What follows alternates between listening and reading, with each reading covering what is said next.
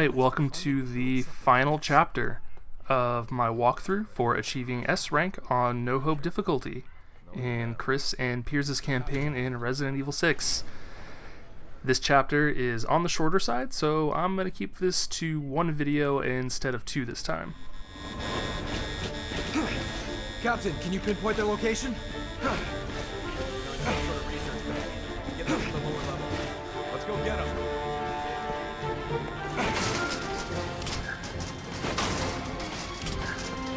I want to have a look around over there. Captain, give me a hand.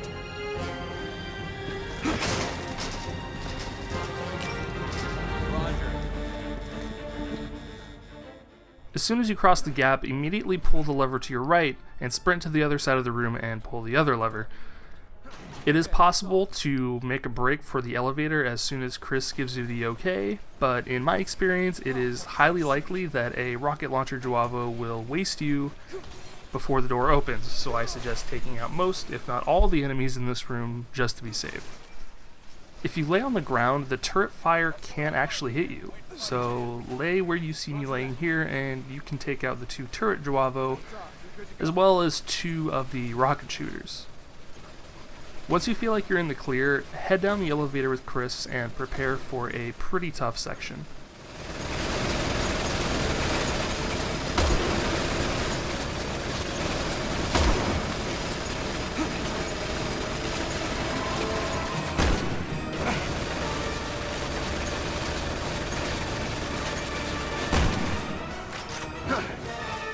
Piers, I've restored power to the elevator. Copy. I'll rendezvous with you up ahead.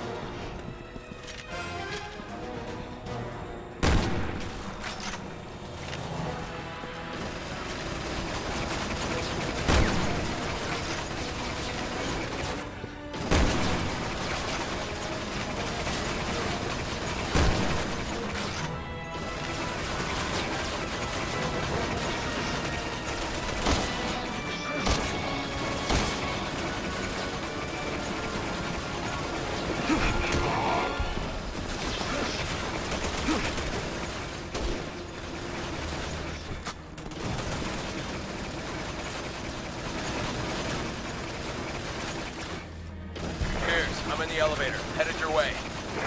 Copy that, Captain.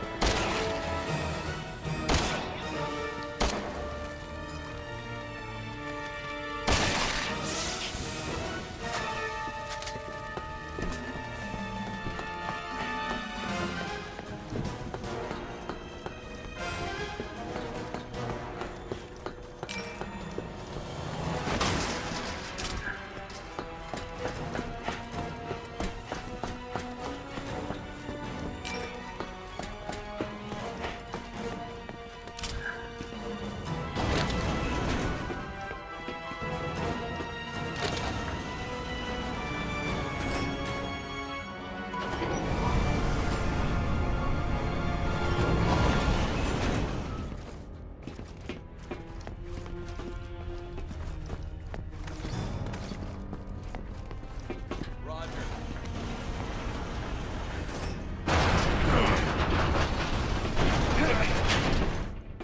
A steady stream of Joavo are going to pour into this room, and they will take on some really annoying mutations, so you really want to limit the number of them that actually come in.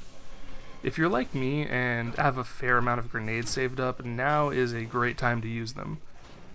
If two or more Joavo try to enter the door, toss a grenade at them. It may seem wasteful, but believe me when I say that the last thing you want in this tiny little room is 5, 6, or 7 Joavo pouring in at a time. Crowd control should be your top priority here.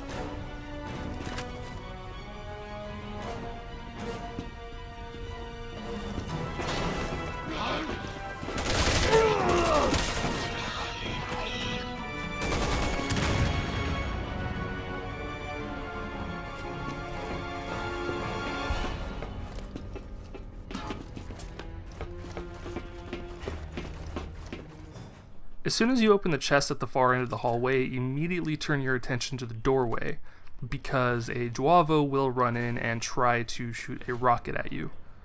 There will also be a rocket launcher Juavo inside the next room, and if you aren't quick enough, it will hit you with a rocket from close range. Unfortunately, I did get hit here and was very lucky to make it out alive.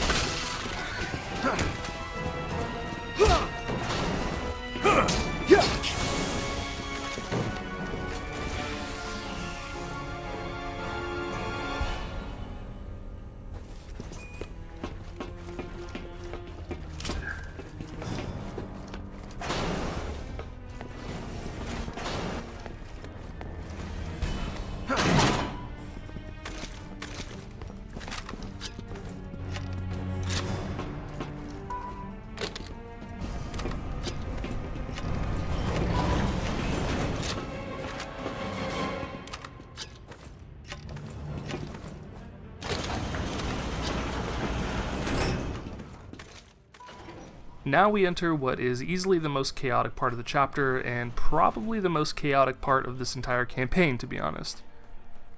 Before you pull the levers, make sure you have a sniper rifle equipped, because there are a couple of Juavo that will pose an immediate threat to you on the ground level, as well as the top level. Once you take care of them, quickly run up to and climb the ladder. You're gonna want to stay on the top level for the majority of this section, simply because it's easier to keep track of what's going on, and it's less likely that you will get surrounded. This section is where you're going to put your newly acquired nitrogen rounds to good use. When you see a Napod, hit it with a nitrogen round, immediately followed up by a shotgun round. After you do this combination twice, the Napod should break apart and die. This is by far the fastest and easiest way to deal with these guys, who you absolutely do not want running around in this area in large numbers. You're also going to run into a few B enemies here, and if you'll remember from the last chapter, all you need is an acid round or two to get rid of them for good. Otherwise, just deal with the waves of Juavo however you see fit, so long as you kill them quickly. They can easily snipe at you when you're not looking, so you really want to make sure you don't get surrounded by them. This section is very tough, and it's easy to get overwhelmed, but so long as you remember the strategies I gave you for dealing with the really tough enemies, you should be able to manage the lesser ones so long as you remain aggressive and aware of your surroundings.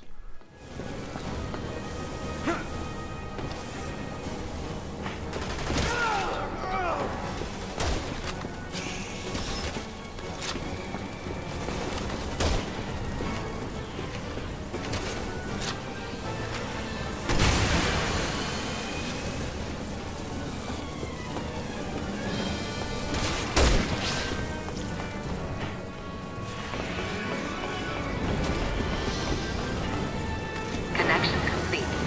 Pressurizing area now. Please wait until air pressure levels have normalized. Don't let it pull the lever. Last thing we need is more cocoon. Shit, they keep coming! We're just gonna have to hold out.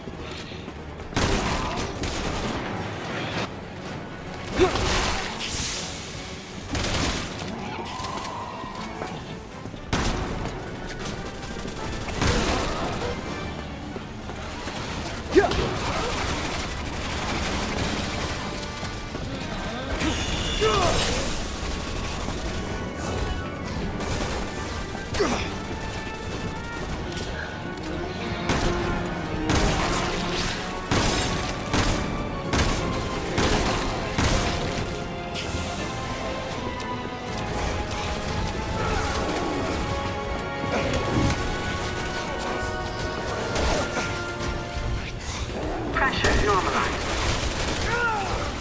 Connection procedures complete. Disengaging the safety lock. Let's go, Captain!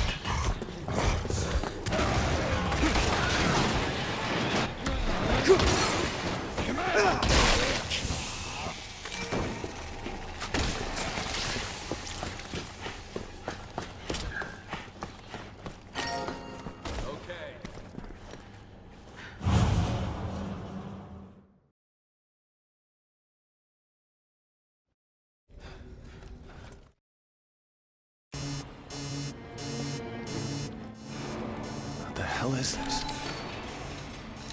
The end of the world. Unless we stop it. So, if that giant cocoon hatches, We're in trouble. Yeah, just a bit. We gotta get out of here and warn HQ. You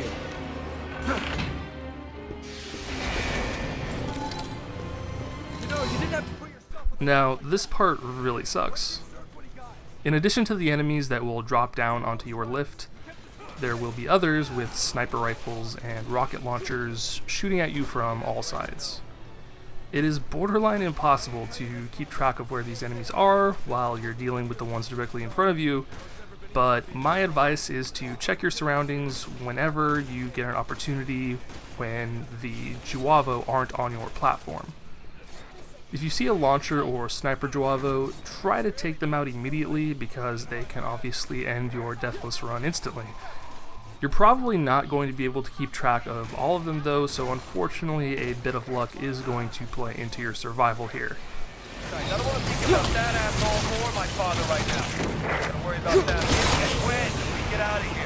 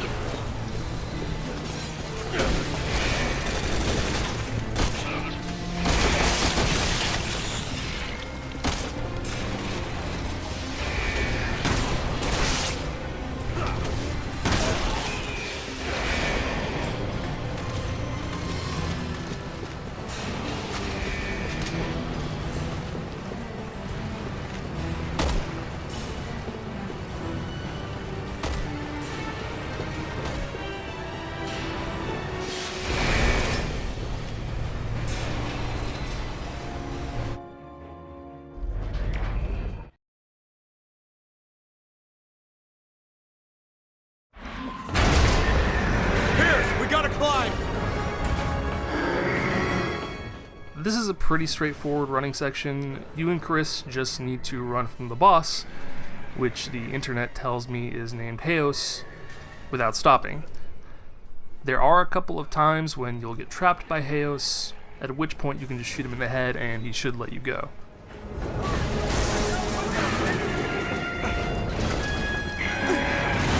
Piers, come on! I got you!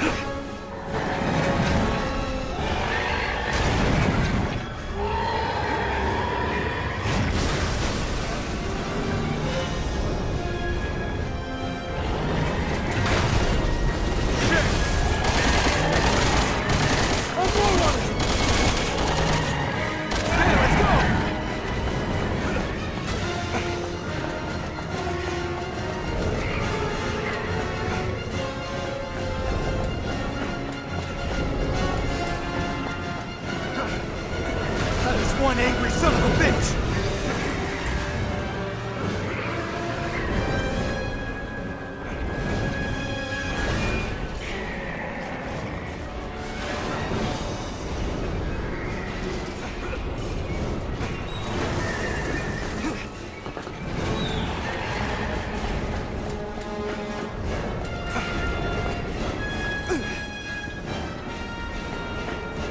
Releasing this thing must have been Ada's plan from the beginning! Jesus, the missiles were only a distraction then!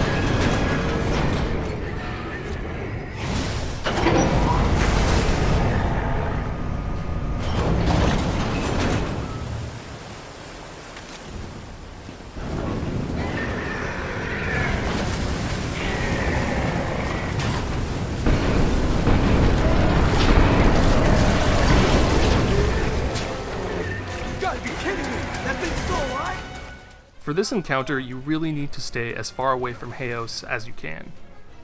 If it starts coming towards you, run along the outside perimeter of the room until you're out of its reach again. Otherwise, it will do a swipe attack that will put you into a death state. If you're like me, you'll probably be running a bit low on ammo by this point, but fortunately there are several boxes to break along the outside edge of the arena. I actually ran out of ammo for every single one of my guns here, and it took me an embarrassingly long time to remember that I still had grenades that I could use to damage the boss. As a result, I just ended up running around for several minutes waiting for Chris to deal damage enough to end the encounter. I really don't care to subject you to all that nonsense, so I'll just cut ahead to the part where I actually remember that I have grenades.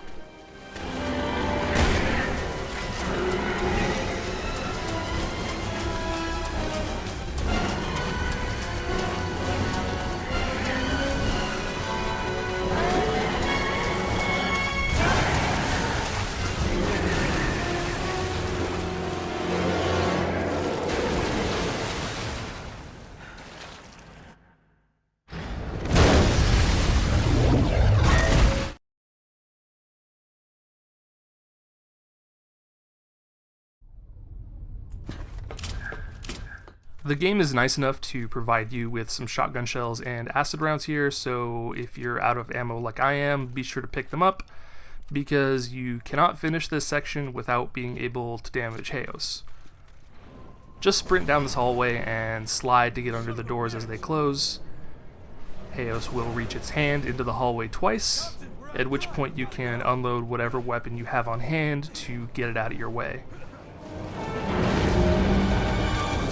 Captain, I can't get by!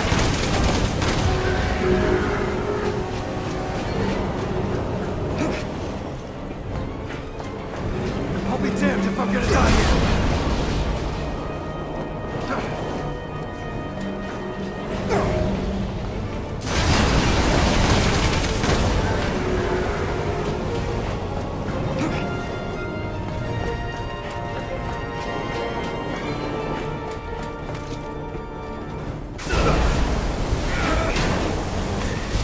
Captain, hurry!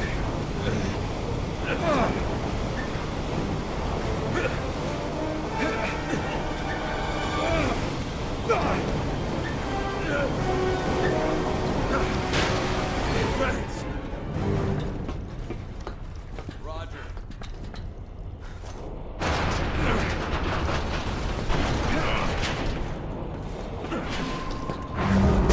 We're sitting ducks in here!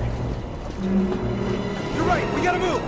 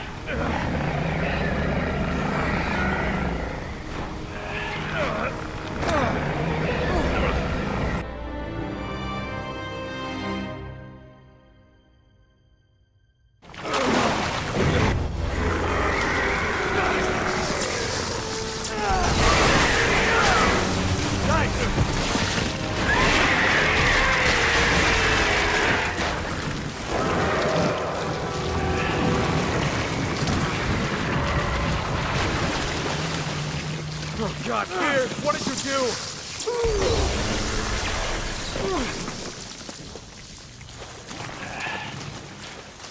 Pressure abnormality detected. Sealing all doors. Depressurization initialized.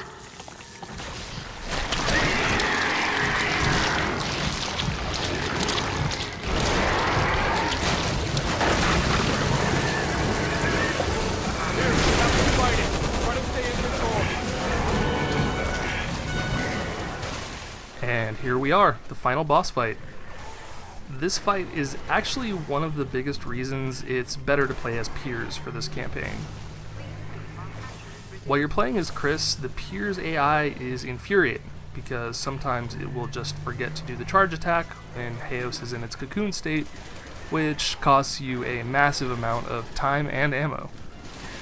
It's much better to play as Piers because not only will the fight go by much faster, Piers actually regenerates health in this state, so if you get hit by the boss, it's not as big of a deal. You probably know the trick to killing Heos by now, but in case you don't, all you need to do is shoot the orange membranes on either side of its body. As Piers, you can shoot electricity from your mutated arm by aiming and tapping R2 just as if you were aiming and firing any other weapon. When both membranes are destroyed, part of the boss will detach and run around the room. It's important that you shoot at it when it detaches because it will put you into a death state if it reaches you, meaning that you will have to wait another cycle to use your charge attack on the Heos cocoon.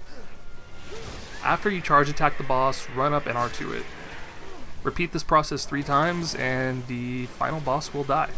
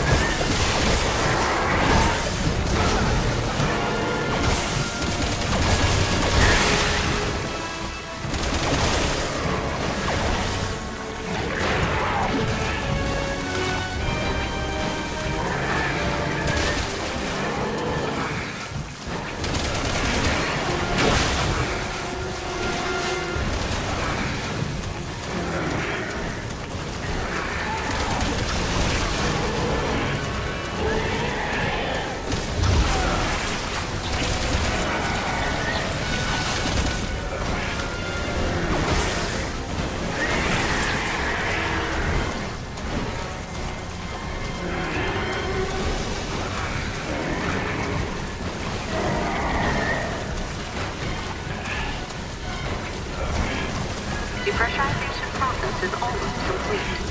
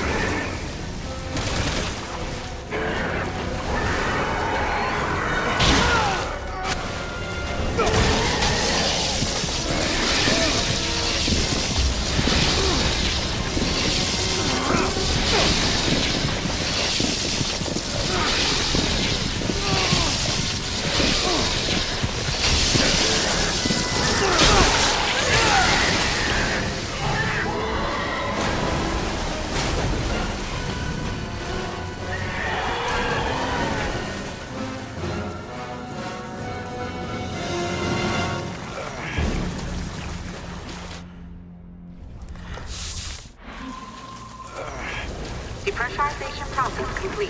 Unsealing doors now. We're gonna get you through this, Piers. You hear me?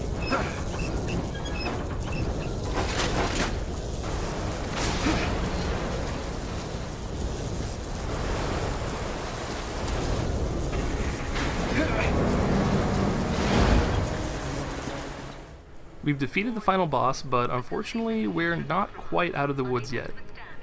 You've got to quickly run along these falling platforms and charge attack the big disgusting walls blocking your path. You can't waste very much time because the ground underneath you will fall and you will have to do the section over again. Some Napod will spawn on your path, but they shouldn't give you any trouble so long as you keep moving. Once you break the third wall, you will reach the end of the campaign. All personnel, please evacuate immediately.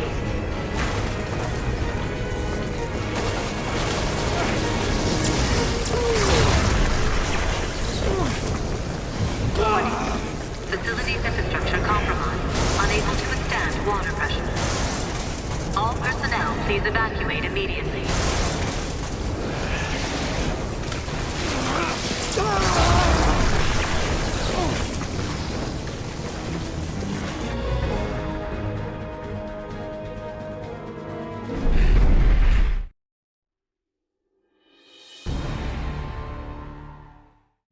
And there we have it.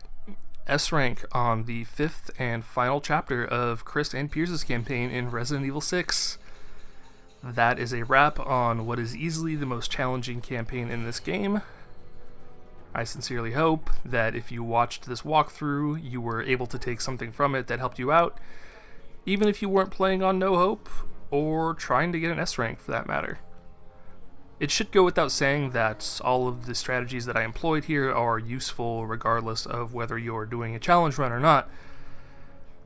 I can say on my end that it was a grueling but genuinely fun experience for me to complete this campaign, which is what these types of challenges are all about.